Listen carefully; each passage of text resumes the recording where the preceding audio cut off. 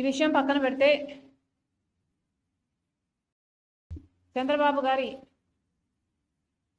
100 రోజులు పరిపాలన 100 రోజుల్లో చంద్రబాబు గారు ఏమి చేశారు అంటే మున్సిపాలుడు తప్పులు లెక్కబెట్టినట్టు జగన్మోహన్ రెడ్డి గారి తప్పులను అవినీతిని దోపిడీని శ్వేతపత్రాల్లాగా చూపించారు.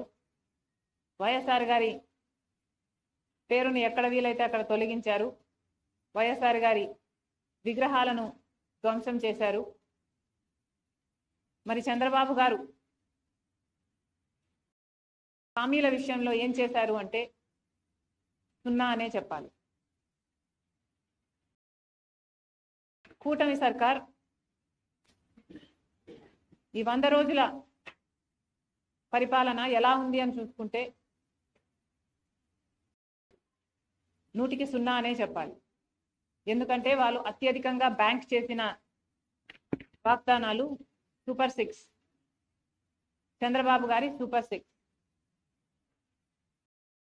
చంద్రబాబు గారు చెప్పిన మాట 100 రోజుల్లో మేము రాష్ట్రాన్ని గాడిలో పెడతాము, 100 రోజుల్లో మేము పక్కా యాక్షన్ ప్లాన్ రూపొందిస్తాము, 100 రోజుల్లోనే మేము అద్భుతాలు చేస్తామని చెప్పిన చంద్రబాబు గారు 100 రోజులు దాటిపోయినా కూడా ఇప్పటి వరకు సూపర్ 6లో ఒక్క వాగ్దానం కూడా ఇంతవరకు అమలు కాలేదు. ఎందుకు సార్ అని అడుగుతున్నాం.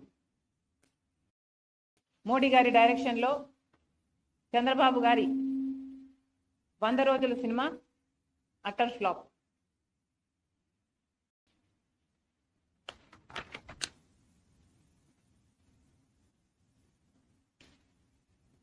ఎవరు కూడా 100 రోజుల్లోనే అన్ని హామీలు అమలు చేయాలి అని మేము కూడా అనటం లేదు.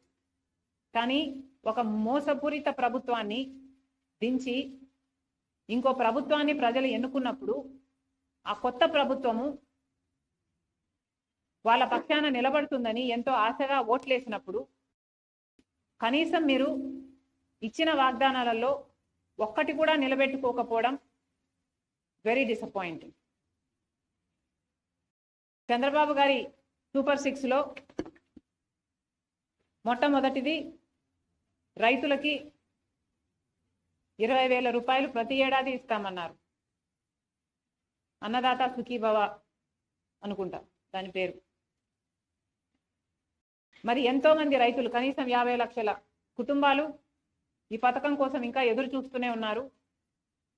ఇటీవల వరదలు కూడా వచ్చాయి. చంద్రబాబు గారు చెప్పిన విషయం 7 లక్షల ఎకరాలలో నష్టం వాటిల్లింది, వాళ్ళందరికీ నష్టపరిహారం ఇస్తానన్నాడు. 17వ తేదీ లోపల అది విడుదల కూడా చేస్తానన్నాడు. ఆ 17 కాస్త దాటిపోయింది. ఇంతవరకు ఆ నష్టపరిహారమే ఇంకా ఇవ్వలేదు. ఇక సూపర్ 6లో చెప్పిన రైతులకి 20,000 రూపాయలు చంద్రబాబు గారు ఎప్పుడు ఇస్తారో ఇంతవరకు రైతులంతా ఎదురు చూస్తూనే ఉన్నారు. ఇది కాకుండా 20 లక్షల ఉద్యోగాలు ఇస్తామన్నాడు చంద్రబాబు గారు. 20 లక్షల ఉద్యోగాలు ఇవ్వలేకపోతే 3,000 రూపాయలు నిరుద్యోగ భృతి ఇస్తానన్నాడు చంద్రబాబు గారు. 20 లక్షల ఉద్యోగాలు 4 లక్షల చొప్పున 5 సంవత్సరాలలో పూర్తి చేస్తానన్నాడు చంద్రబాబు గారు. అంటే ఈ సంవత్సరం 4 లక్షల ఉద్యోగాలు చూపించాల్సింది చంద్రబాబు గారు. కానీ ఇచ్చింది 16,000 ఉద్యోగాలకు మాత్రమే. మిగతా ఉద్యోగాలు ఎలా ఇస్తున్నారు, దాని ప్రణాళిక ఏమిటి, కోచింగ్ల కోసం తయారయ్యే బిడ్డలు ఎంతోమంది ఉన్నారు. లక్షలలో ఈ బిడ్డలంతా ఎదురు చూస్తున్నారు వాళ్ళకు ఉద్యోగాలు వస్తాయి అని. లేకపోతే ఉద్యోగాలు రాకపోతే కనీసం 3,000 రూపాయలు నిరుద్యోగ భృతి మీరు ఇస్తామన్నారు. అది ఎప్పుడు ఇస్తారో దాని కార్యాచరణ ఏది ప్రకటించలేదు. మీరు గత టర్మ్ తీసుకున్న 2014లో చంద్రబాబు గారు ముఖ్యమంత్రి అయినప్పుడు 2,000 రూపాయలు నిరుద్యోగ భృతి అని అప్పుడు కూడా చెప్పారు. కానీ అది గాలి కొట్టుకోపోయింది. ఈసారి కూడా నిరుద్యోగ భృతి 3,000 రూపాయలని మీరు మేనిఫెస్టోలో చెప్పారు. ఇది కూడా కొట్టుకుపోతుందో ఏమో అని మా ఆందోళన. ఇది కాకుండా తల్లికి వందనం అంతేనా, తల్లికి వందనం అనే స్కీమ్ కింద ప్రతి బిడ్డకు, తల్లికి ఎంతమంది బిడ్డలు ఉంటే అంతమంది బిడ్డలకు, చంద్రబాబు గారి మాటల్లో చెప్పాలంటే ఒకరైతే ఒకరికి, ఇద్దరైతే ఇద్దరికి, ముగ్గురైతే ముగ్గురికి, నలుగురైతే ఏకంగా 60,000 రూపాయలు అని చెప్పారు చంద్రబాబు గారు. మరి తల్లికి వందనం పథకం ఏమైంది? తల్లికి బిడ్డలకి పంగనామాలు పెట్టే కార్యక్రమం ఏమైనా చేస్తున్నారా? స్కూల్ ఫీజులు కట్టుకునే సమయం అయిపోయింది. మరి ఎప్పుడు చంద్రబాబు గారు దీన్ని అమలు చేస్తారో కళ్ళలో ఒత్తులేసుకొని బిడ్డలు తల్లులు ఎదురు చూస్తున్నారు. ఈ పథకం కూడా అమలు కాలేదు. ఇక ప్రతి మహిళకు 18 సంవత్సరాల నుంచి ఇంకొక పథకం, ఇది 4th మహాశక్తి పథకం కింద చంద్రబాబు గారు ప్రతి మహిళకు ప్రతి నెల, ప్రతి మహిళకు అంటే 18 సంవత్సరాల నుంచి 59 సంవత్సరాల వరకు ఈ ఏజ్ గ్రూప్లలో ఉన్న వాళ్ళకి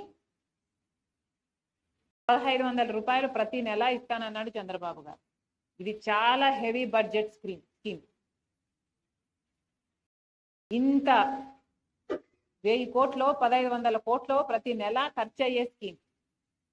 ఇంత పెద్ద వాగ్దానం చంద్రబాబు గారు చాలా సులువుగా ఇచ్చారు. మరి ఇది అమలు చేసే చిత్తశుద్ధి చంద్రబాబు గారికి ఉందా లేదా, ఆ ఉద్దేశమైనా ఉందా? చంద్రబాబు గారు స్పష్టం చేయాలి. ప్రతి మహిళని నేను ఒక శక్తిగా చేస్తాను అని పెద్ద పెద్ద మాటలు చెప్పారు చంద్రబాబు గారు. ప్రతి మహిళకి 1,500 ఇస్తే ఆ మహిళకి భరోసా ఉంటుంది అని చెప్పిన వారు చంద్రబాబు గారు. మరి ఆ మహిళల గురించి ఆలోచన చేయాలని కాంగ్రెస్ పార్టీ డిమాండ్.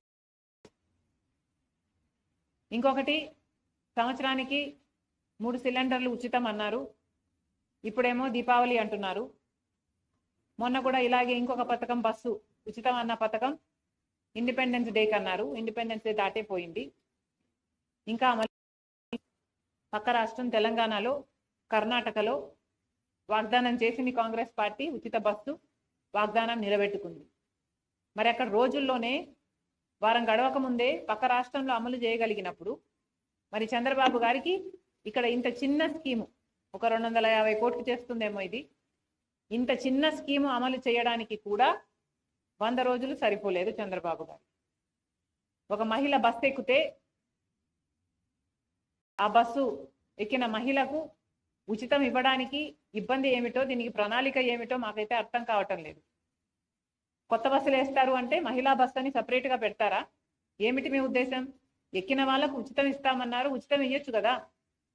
ఎందుకంటే ఇది మహిళల భద్రతకు సంబంధించిన విషయం. పక్క రాష్ట్రంలో ఇంతకు ముందు 35 లక్షల మంది మహిళలు బస్సు ఎక్కుతుంటే ఈ పథకం వచ్చిన తర్వాత 50 లక్షల మందికి అది పెరిగింది. అంటే ఎంత మహిళలు వాళ్ళ భద్రత ఉంది కాబట్టే ఈ మార్గాన్ని ఎంచుకుంటున్నారు అంటే ప్రభుత్వం ఆలోచన చేయాలి. ఇది మంచి పథకం కాదు కాబట్టే మహిళల కోసం కాంగ్రెస్ పార్టీ డిమాండ్ చేస్తున్నాం. ఈ మధ్య చంద్రబాబు గారు చెప్తున్న విషయం, ఏ పథకం అమలు కాలేదు అని చెప్పినా కూడా చంద్రబాబు గారు డబ్బులు లేవు, రాష్ట్రం పరిస్థితి బాగోలేదు అని తరచూ వింటున్నాం. కానీ చంద్రబాబు గారు, మీకు తెలుసు రాష్ట్రం పరిస్థితి, ఎన్నికలప్పుడే మీకు తెలుసు 11 లక్షల కోట్ల రూపాయలు మన రాష్ట్రానికి అప్పులు ఆ రోజే ఉన్నాయని మీకు తెలుసు. అయినా మీరు గాడిలో పెడతామన్నారు, మీరు అమలు చేస్తామన్నారు, మీకు అన్నీ తెలిసి వాగ్దానాలు ఇచ్చారు కాబట్టి మీ వాగ్దానాల కోసం అవి ఫుల్ఫిల్ చేస్తారని ప్రజలందరూ ఎదురు చూస్తున్నారు. నిన్న చంద్రబాబు గారు ఒక మీటింగ్ పెట్టారట ఎమ్మెల్యేలతో. 100 రోజుల పాలనపై 100 విజయాలు అంటూ ఒక కరపత్రం రిలీజ్ చేశారట. వీటిలో కొన్ని అంశాలు, ఇది చదివితే ఎవరికైనా, ఇది వింటే ఎవరికైనా నవ్వొచ్చేయి. వీళ్ళ విజయాలు, చంద్రబాబు గారి విజయాలు. హామీలు ఇవ్వడం 100 రోజుల విజయం అట.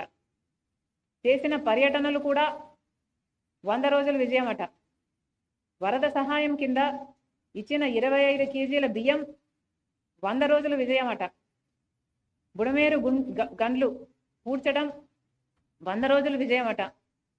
అమరావతికి 15,000 కోట్లు గ్యారంటీ రుణాలలో ₹1 రాకపోయినా ఇది 100 రోజుల విజయమేనట. అవును, ఇచ్చిన బియ్యం కూడా దొడ్డు బియ్యం. అక్కడ కూడా చాలా మంది చెప్పారు మనకి. మీరున్నారు ఆ రోజు నాతో. నారా లోకేష్ గారికి కాలేజీలో సీటు కావాలని మెసేజ్ చేస్తే అది కూడా 100 రోజుల విజయమేనట. ప్రజా దర్బార్లో ప్రజల నుండి అర్జీలు స్వీకరించడం కూడా 100 రోజుల విజయమేనట. చంద్రబాబు గారు 10 రోజులు కలెక్టర్ ఆఫీస్లో నిద్రిస్తే అది 100 రోజుల విజయమేనట. సౌదీ అరేబియా నుంచి ఒక తెలుగు కుటుంబాన్ని తిరిగి స్వస్థలానికి రప్పిస్తే అది 100 రోజుల విజయమేనట. విశాఖ స్టీల్లో కేంద్ర మంత్రి పర్యటిస్తే అది కూడా 100 రోజుల విజయమేనట. గత ప్రభుత్వం అమలు చేసిన పథకాల పేర్లు మార్చడం కూడా 100 రోజుల విజయమేనట. చంద్రబాబు గారికి నేను గుర్తు చేయాల్సిన అవసరం లేదనుకుంటా. ముఖ్యమంత్రిగా చంద్రబాబు గారికి ఎన్నో బాధ్యతలు. ఆ బాధ్యతలన్నీ మీరు విజయాలనుకుంటే మేము చెప్పగలిగింది ఏమీ లేదు.